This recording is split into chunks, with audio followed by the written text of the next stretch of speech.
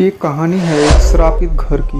एक हॉस्टल में तीन दोस्त करीब 2 साल से साथ ही रहते थे, जो रोज शाम चाय पीने के लिए एक टपरी वाले के पास जाते थे। और रोज की तरह चाय पीने के लिए तीनों दोस्त आज भी उस टपरी वाले के पास आ गए थे और बोला, हमारे लिए 3 कप चाय बना दो।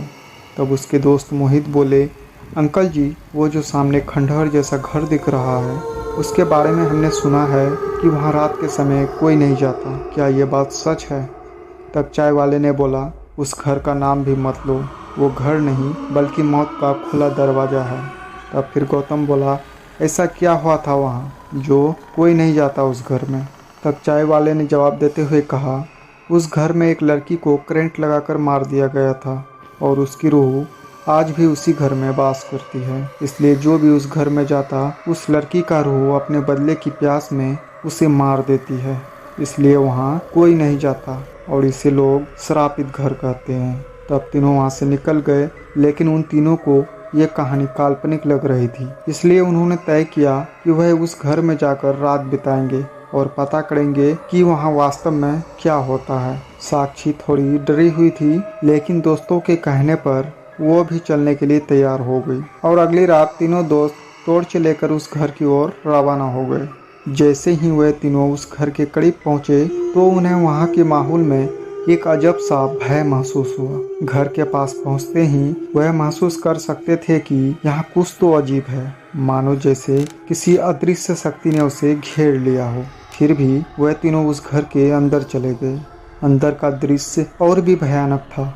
घर के दीवारों पर मकरे के जाले लगे हुए थे और तभी लकड़ियों की चरमराने की आवाज़ आने लगी। घर के अंदर बहुत ही अंधेरा था और टॉर्च की रोशनी में वे देख सकते थे कि कमरे में धूल की मोटी मोटी परत जमी हुई है। तभी साक्षी को अचानक ऐसा लगा कि यहाँ से अभी अभी कोई गुजरा हो और वो इधर उधर देखने लग गई, पर कोई नजर नहीं आया।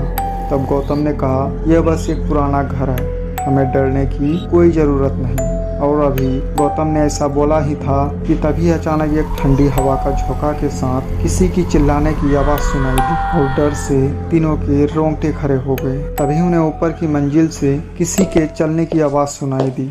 आवाज़ धीमी और भारी थी, मानो जैसे कोई बहुत भारी चीज़ खिसकाई जा रही हो। तभी साक्षी ने कांपते हुए आवाज़ में बोला, यहाँ कुछ तो अजीब है, हमें यहाँ नहीं रुकना चाहिए। तब मोहित ने धीरे धीरे बोला, शायद कोई जानवर होगा, लेकिन उसके चेहरे की घबराहट बता रहा था कि वह खुद भी कितना डरा हुआ है। तब फिर हिम्मत करके वह तीनों धीमे धीमे कदमों से सीढ़ी की ओर बढ़ने लगे और हर कदम के साथ उसका दिल तेजी से धड़क रहा था।